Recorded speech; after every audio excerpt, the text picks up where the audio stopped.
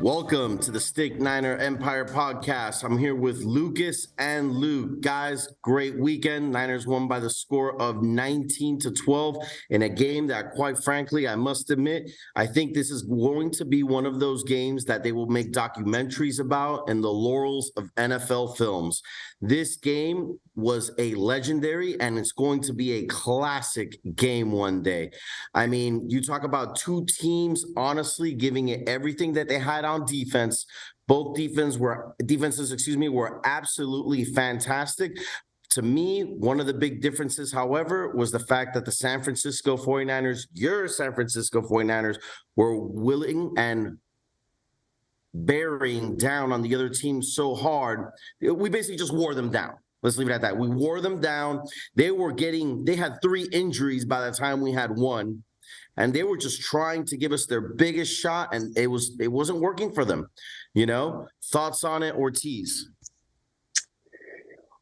Well, defenses showed up. They definitely put their hard hats on and went to work. Codename Hard Hat. Do you read me? Over. Was that Hard Hat? Hard Hat. The Cowboys came out very strong on defense. I was actually surprised how well they were able to kind of bungle us in the run game. We didn't really get a lot of rushing yards in that first half. Our defense, matched that intensity, and it was tough work for Dak Prescott and the Cowboys to do much of anything other than a touchdown, and I think there was a field goal in the first half. Ultimately, the Niners have been forced to will, got the ground game going in the third quarter. We're able to get that first touchdown, and thankfully for us, that's all we really needed. Just really impressed with the poise of Brock Purdy. He looked like the more seasoned quarterback than Dak Prescott. Dak made the 2 mistakes. He had the 2 interceptions. Potentially could have had a third and a pick 6 that Dre Greenlaw missed. Purdy was steady, calm, didn't panic. We weren't getting that much on offense. We only had 9 points going on into the first half, and he made clutch throw after clutch throw after clutch throw, mistake-free football, and that's what got us into the NFC Championship game. I think it came down to turnovers. I mean, not only did it come down to turnovers, but our defense won this game for us. I mean, yeah, you're right. Purdy didn't make any big mistakes, but it became a defensive battle, and I believe I was the only one who predicted that in last week's predictions, just to point that out. But what was your prediction, by the way? I don't remember. I remember it was a low enough score that you said, "Oh, defensive battle, eh?" or something like this. Yeah, something like that. So I'm proud of that. But I still said it was higher than that. It was like 28 to something, maybe 21 or something. Lenore had another big game. Fred Warner had. I mean, once we go around the horn, I pre-picked Fred Warner, so no one else can take him. But so.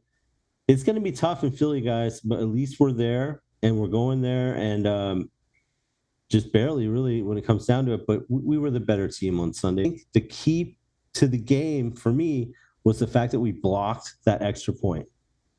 Because all of a sudden, oh no, it's going to start happening to him again. Maher, they're going to, he's going to start whiffing every time we send him out there or every extra point. So it became 4-down territory for them almost. At any point, and our defense was not having it. So I think that was the biggest point of the game, is that we would block that kick and put that fear into their minds.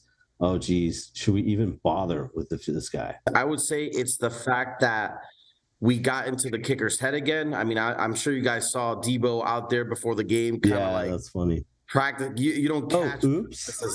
The video that came out before the game it was rude. It was rude, but I'm down with it. Practicing on our side, teams sometimes they let it slide and they don't do shit about it. This is playoff football. Playoffs? Don't talk about it. Playoffs? You kidding me? Playoffs? I just hope we can win a game. We can't let them warm up on our side of the field. Like, we finally put our foot in the ground and said, like, you know what? You want to kick your little practice field goals on our side of the field? There's going to be some hell to pay. Trent Williams and Debo, I think, were in the kicker's face, and then and one of their coaches. And Jerry Jones got his own kicker's face too. For those of you that do not know, so that wasn't a vote of confidence for that poor kicker, man. So they didn't even need to block the kick. They showed a replay of the kick, and it was going to be wide left. Yeah. I think it was it Ebicom that got his hand up and blocked it. Yeah. Even if he didn't block it, it was still going to be a missed kick. So I don't know what's better, blocking it or having him see the ball miss, wide left. I mean, it had no chance. I didn't realize that. I just figured since he blocked it, it was probably going to just be a good kick. But no, it looked like it was missing. Yeah, it was missing left. Let's circle back to Lenore, because 2 weeks ago when we interviewed Damon Bruce, you guys started off the show talking about 15 minutes about how Diamador Lenore was the weak spot on this team. He's still getting picked on now. A lot of that's been edited to protect the innocent. But yeah, go ahead. He had one amazing catch on him the whole game. Other than that, he's got 2 interceptions this postseason. One in the first matchup against the Seahawks, and now one against the Cowboys. I thought he's played pretty well in the postseason. And just looking at that pick, right? That pick was sensational. The way that he ran the route that the receiver was supposed to jump in front of the football. Yeah. Yeah, he knew where the ball was going to go. That was pretty sick. He said he quoted after the game. He was quoted after the game saying he couldn't believe that Dak threw that football because it was so covered. Like he was just, he's like, I'll take it. Thank you for the gift. So if he's the weakest link on our team, I think our team is pretty good. What do you guys say? I would agree, and I'll agree, and I'll tell you one thing. So he's made not just a pick in each playoff game, but I think the last game of the season he had a pick also. So it's like 3 games in a row now. So yeah, he'll give up a big play here and there, but if he's going to play like that, tight coverage the whole game and get a pick here and there, or 1 per game, as he's been doing the last 3 games in a row, even the first season, more power to him. Go ahead, Lenore. I'm praying for you, man. Go for it. Playing with that confidence that we need, and you can see it. So, boys, we're 10 minutes in, and we haven't mentioned anything about George Kittle and his game. It's the Purdy Kittle show now, man. There's something. Yeah. There's definitely a connection between Brock Purdy. There's a connection between Purdy and Ayuk, and there's a connection definitely between Purdy and Kittle above all the other players, even though Purdy does try and distribute it. He's getting the ball to these 2 guys specifically, and it's one thing that we've had a little bit of a hard time doing early in the season, especially really with Kittle. So, man, it's Kyle Shanahan is turning on his game. He's dialing up the right play calls, and he's getting our best players open. You just got to love it when you watch a play that they describe as not being the play. It's just Kittle saying, oh, wait, I'll just go over here. Run. Here I go. And then it's like they're playing catch in the backyard. Purdy's like, oh, nice. Okay, go over there, And it wasn't even that he actually caught that ball. It wasn't even a play where he ran he wasn't even really supposed to run a route, right? Like it was a fake run to the outside. Him and the offensive lineman were selling the run, and he's like, "Oh wait, nobody's open. Let me just throw my hand up and go towards the end zone and see what happens." That's what your older brother does in backyard football, right? No, I'll run over here now. Come on. So he sticks out his paw, gets some fingers on it, bounces off his helmet, bounces off his hands twice. Braces for the hit. Almost gets decapitated by the safety on the Cowboys. And makes the freaking catch, and that's the catch of the season so far, right? I can't think of any. There's been some good catches this season, but that's got to be the one. Especially that moment you just described, when right at the very end of it, you could tell he had the ball, but then he thought, "Oh, geez, I'm about to get crushed," but he never. I would say the Christian McCaffrey in the right end zone, the corner catch where he jumped up and pirouetted to catch it. That was sick. Maybe that one, but this one just had a little more, I don't know, even a little more pizzazz. And the fact that it's in the playoffs makes it that much more important, right? Well, who's to say he didn't do it on purpose? I mean, George Kittle did say after the game, he just did it for the drama. Playoffs? Don't talk about it. Playoffs? You kidding me? Playoffs? I just hope we can win a game. And that ultimately led to the touchdown drive, the only touchdown of the game for the 49ers, highlighted by ended by the Christian McCaffrey 2-yard run up the middle. I think we finally just said enough's enough. Stop trying to do these gimmick plays to the outside. Like, they were stunning us. They were getting penetration and pretty much shutting down the run in the first half. And as good as McCaffrey is, how awesome was some of those Elijah Mitchell runs were incredible. 8 yards. But it 9 was yards, that 10 old school yards. Mitchell that we're used to that can make those cuts and an extra 5 yards just by falling down that way, you know? Yeah. Yeah. And Mitchell, when he did break one, it was right at the end of the game when we needed it the most, but then he runs out of bounds. Out of bounds. Jesus. And, saves the Cowboys a timeout, which ultimately led them to getting the ball. And we all know how that ended. With Ezekiel Elliott. Oh, you got to save the best for last, man. Come on. I know that was pretty good. Yeah. Man. I'll tell you one thing though. It's a play call that's already being described as the worst designed play call in the history of NFL. Like I don't even know what they were trying. The trolls and the memes are endless. Cowboy fans, guys, they already are lining up the excuses. One of their excuses is the fact that they lost Tony Pollard, who's a really solid. He's a really good player. I think he is better than Zeke at this point of his career. I think he's more explosive. But come on, guys. These Cowboy fans talking about Pollard like if he's Barry Sanders out there. Well, we would have had Pollard, we would have won. You know what? It definitely did hurt them. It changed them quite a bit, But there's it didn't help. Maybe they would have won if they didn't have bad Dak. Yeah, there's multiple things that led to this Cowboy loss. The kicker, Pollard. We know all about bad Dak. That's thrry things right there. Yeah. George Kittle was never born. George Kittle was never born. Maybe they would have won. Possibility, But ultimately, we won. We're going to be seeing the Eagles in the NFC Championship game, and I don't know about you guys, but I'm excited. I'm ready. I'm ready for Philly.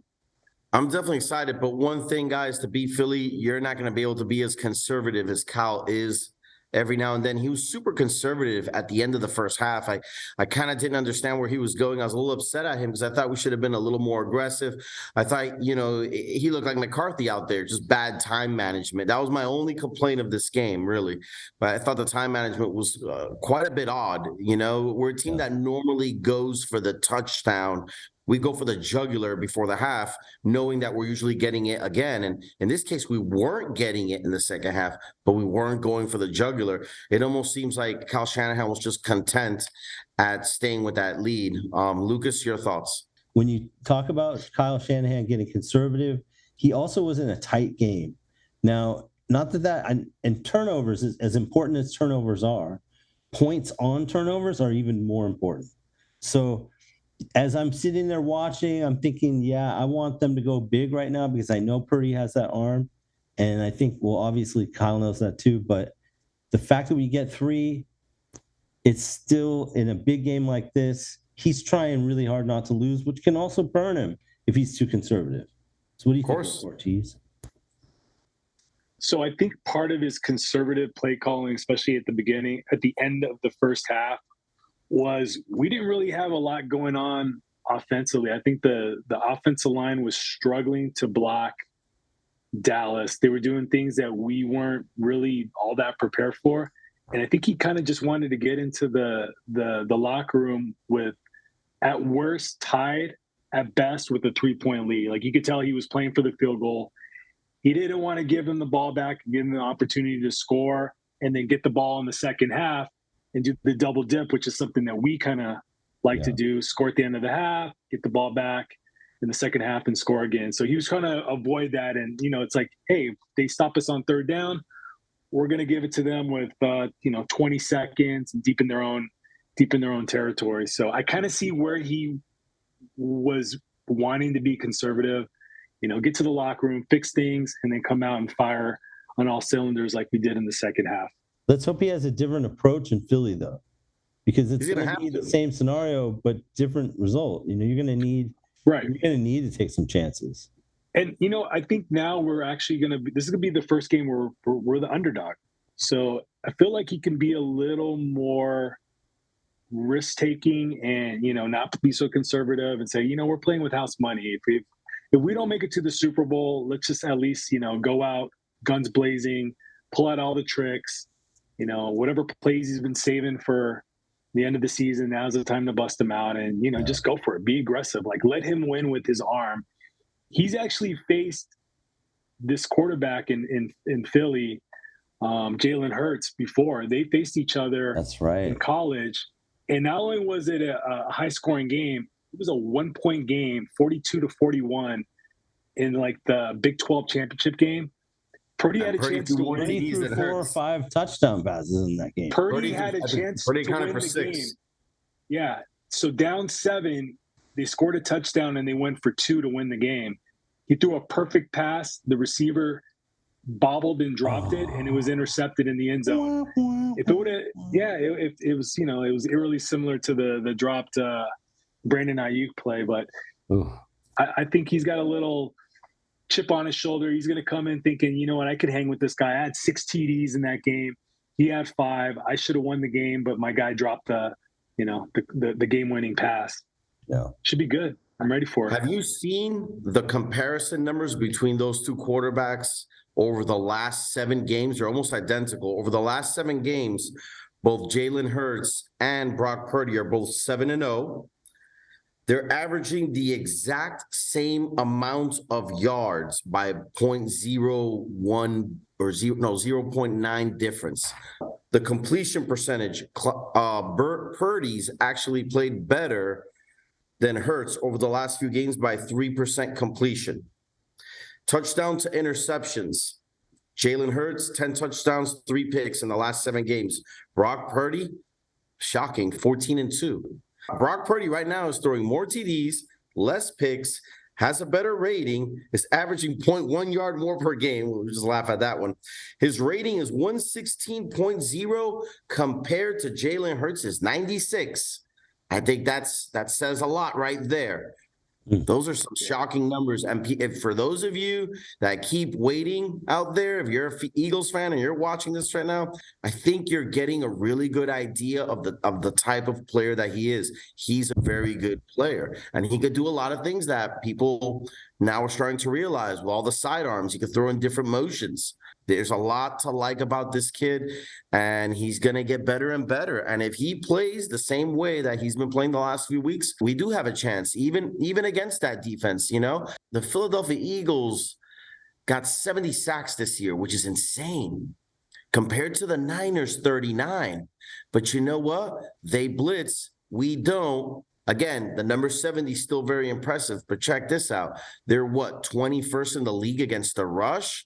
Ooh, I don't know about that. If they're 21st in the league against the rush, this game has to come down to us maybe getting some screens, hitting them up the middle with short screens, and we got to pound that rock because I don't think the Eagles have as much speed in their linebacking core. What do you guys think? This game is going to be won in the trenches. So the Eagles probably have a slightly better defensive line than we do. So that does worry me. They run 8 deep. We have a lot of. They have a little bit more depth. Yes, we have depth on our team, but we may be down. We may be going into the game without Charles Omenihu. He did suffer an oblique strain, and there's this incident thing where he's being accused of domestic violence. So he's probably not going to play this week, which means Drake Jackson, the rookie who's been inactive, is probably going to. He's going to have to make some plays. He's going to have to come in and take the place of Charles Omenihu. We do have Kerry Hyder as another depth piece, but we're not as strong up front on the defensive line other than Nick Bosa as the Eagles are. They're coming in with 4 first-round draft picks on that defensive front. Fletcher Cox and Ndamukong Suh. I mean, he's probably a future Hall of Famer. Brandon Graham, big sack guy, Hassan Reddick used to be on the Cardinals. He's really good. He's got a lot of sacks. They have 4 guys with 10 sacks on the team. So they're not scared of us. We're not scared of them. It's going to ultimately come down to who can be tougher, who can win the battle of attrition. I think one thing that we did do well late in the game is I feel like we kind of wore down the Cowboys, and I'm hoping we can do the same. Even if it's tough trading in the first quarter, second quarter, third quarter, I do think that if it's a tight game, our offensive line can wear down their defensive line and get those tough runs and start to get a little more momentum going into the end of the game. I think that for the Niners to win this game, I think the screen game has to become more of an option. I think we need to run to the outside a little bit more than in the middle. And I'm gonna be honest with you. I think Juszczyk is gonna have to stay in and block a little bit more. I think Juszczyk has to be a huge part of the game plan. He needs to be like a Tom Rathman, one of my favorite players ever. He's got to go in there, take some big blocks. And we will not win this game, guys, if we do not keep Purdy clean. This is the game where they're going to be attacking him from all corners. I think we need to have one of probably our best blocking game of the year. Would you agree, Luke? Definitely. It's going to take us running on all cylinders, and it's going to take D'Amico, doing whatever it takes to get this job done. It's going to be a tough one, especially with a hostile environment in Philly. We can't make mistakes. Can't get to our heads. This gets us to the Super Bowl. They got to play like it, but they can't. You can't get into fights and have weird penalties. I think that sometimes a big drive can come down to a couple of horrible penalties when people lose their cool, and we can't do that. The Niners have to stay sharp and just show by who they are by how they're playing out there. I do think that one big advantage we do have, gentlemen, is the coaching, because the way I see it, the 49ers have two head coaches on our team as opposed to a guy who really hasn't done this before. And you know what? Everyone wants to talk about Brock Purdy and his lack of experience. The last time I fucking checked, Jalen Hurts never has just as many. Actually, Jalen Hurts has less playoff wins than Brock Purdy at this moment. Yeah, ultimately, it sounds super simple, but it really comes down to the turnovers. When we have the turnover advantage or it's even, we're undefeated this year. Absolutely. When we're losing the turnover advantage, we're those are our three losses. Yeah. The 3 times that it's happened this year, or the 4 times it's happened this year, is because we did not win the turnover battle. So, that's all it comes to. Take care of the football. Brock Purdy make good decisions. He's done that so far in his first 8 games in the NFL. Let's hope that continues. I don't see why it wouldn't. And the weather on Sunday is not going to be a huge factor. It's going to be in the 50s. It's not going to be a cold game. There might be a little rain, but other than that, pretty good weather in Philly for the month of January. Like you can't awesome. Ask for better football weather than that. And you know what? We don't have to go back that far. The matchups of the Giants and the 49ers back in the 90s and 80s. Yeah. 2011, those are 2 of the best defenses I've ever seen play against each other in the NFC Championship game. We wound up losing it on a muff punt in the overtime, but that was I was there on the sideline working for the 49ers at the time. And that was the hardest crunching sounding hits I've ever heard. There was just collisions on every play. That was some mean defenses. They had Michael Strahan. We had Patrick Willis. Didn't the Giants have a receiver that we ended up getting the next year? Do you remember who that was? Real tall. Yeah, Giants receiver. Mario Manningham. Manningham. Mario Manningham. That bum. He had 2 amazing catches in his career in the playoffs, and he was a really good number 3 receiver because Victor Cruz was in his prime. Oh, that's right. And then they had another good receiver, and then they had those 3 good running backs. So they made him look kind of good because there were so many weapons on the team. Guys, we didn't do around the horn. I want Fred Warner. All right, go ahead. Warner. I didn't talk a little bit about that, man. Fred Warner. Why Fred Warner? What did he do that? Dude, what did he do this game? He had a huge turnover. He was covering people like I've never even seen a linebacker cover people going deep the way he was. Yeah, he was covering. But he was covering them well. And I thought he had a great game. Amazing game. He really saw this win through, and he gets the hometown crowd so hyped up. And Warner's my guy. So I had to jump out there and get him before someone else did this week. All right, let me go next. Mike, you got it. My guy's Jimmy Ward. I thought he had an unbelievable game. He was flying everywhere. He was responsible for the Fred Warner interception. He actually got there and read the play, deflected it. Probably should have had it himself, but it went to Fred, his guy. And he had probably one of the funniest plays you'll ever see. Last play of the game, they throw a quick pass to, I don't know, CeeDee Lamb or Turpin or some and he just lights him up before he gets a chance to do the whole, pitch it and let's get a miracle touchdown at the end of the game. So that was one of my favorite plays of the game right at the end. But yeah, he was stellar. He was everywhere. He's our best defensive back. From that position than he did when he was a free safety. Nice. And it just, he may not prefer it, but that's his best position. Yeah. He did have a sack.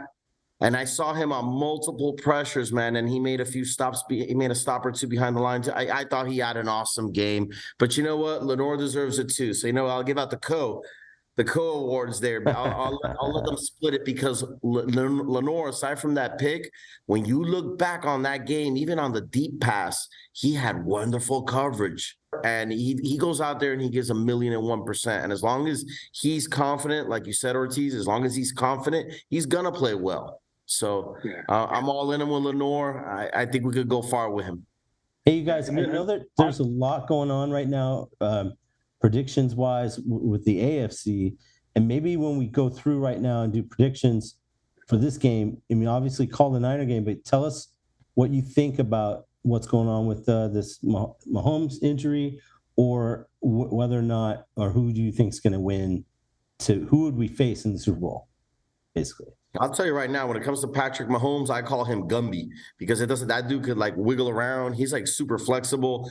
Until his ankle swelled up like crazy this today, probably.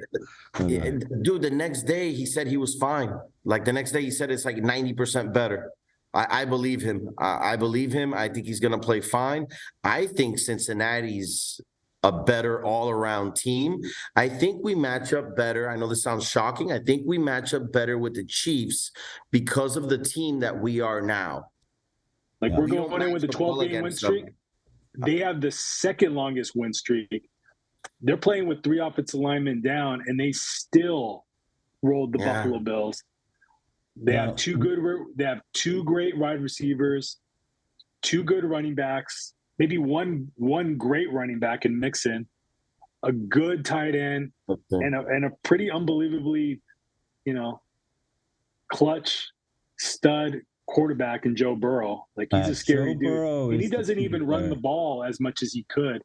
He's a great pretty much a pocket passer, but he extends plays and he hits guys going downfield. Jamar Chase is scary. Yeah. He is not as physical as Debo, but he's just as fast, just as elusive, better hands. And then T. Higgins, that guy, he's when Jamar Chase is double covered, he gets open and he makes big plays. Now, you guys, we've played the Bengals twice in Super Bowls in the past. I think we're going to see another rematch against the Bengals. I do too. And Joe Burrow, I think, will definitely bring them to the Super Bowl, and then he will lose like the rest of the Bengals usually lose in the Super Bowl against the Niners. That's what I see. Yeah. But we still have to get there. And the Bengals have the Chiefs' number. They've beaten them 3 times in a row. No, hey guys, what did you see the star power we had on our sideline on Sunday? Joe Montana came out. Yeah. Ronnie Lott was on the field. Rice. Jerry Rice with the Rice is always there. He's diamond-studded, big 49er helmet, gold chain, bow tie, throwing balls and catching balls in the pregame. Kittle gave him a ball too, which is cool. I mean, who did they have? Boomer Esiason and Ickey Woods? Who? I was about to say. Final scores. Let's make our predictions. Yep. I need final scores. I'll go first. I'm gonna go in a game where I think that, again, I'm thinking 80s Niners Giants type game, that year that we lost the NFC Championship, that type of a game where people are just killing each other. I'm going to go a similar game to this one. I'm going to go 20-17, go Niners. Who's next? So the over-under on this game is 46. I think this is going to be a lower scoring game than that. I'm definitely taking the under. I think it is going to be similar to Dallas in that defenses are going to shine in the first half. We're going to wear them down with our O-line, start to get the run game going in the third and fourth quarter. And we're going to pull out a 24-22 game, 49ers. Robbie Gould sends us into the Super Bowl with a a game-winning field goal with no time remaining. 24-22 49ers. You okay with it, Luke? All right. I think we're going to do our best job at keeping the time of possession in this game, meaning they're going to have 3 and outs or turnovers a lot, and the Niners are going to have long drives where we're getting that first down. Maybe, sometimes McCaffrey runs out of the backfield and catches a ball for 6, and then we get the next. Just edge out there and keep that time of possession on our side, and the Niners end up winning this game 32-28.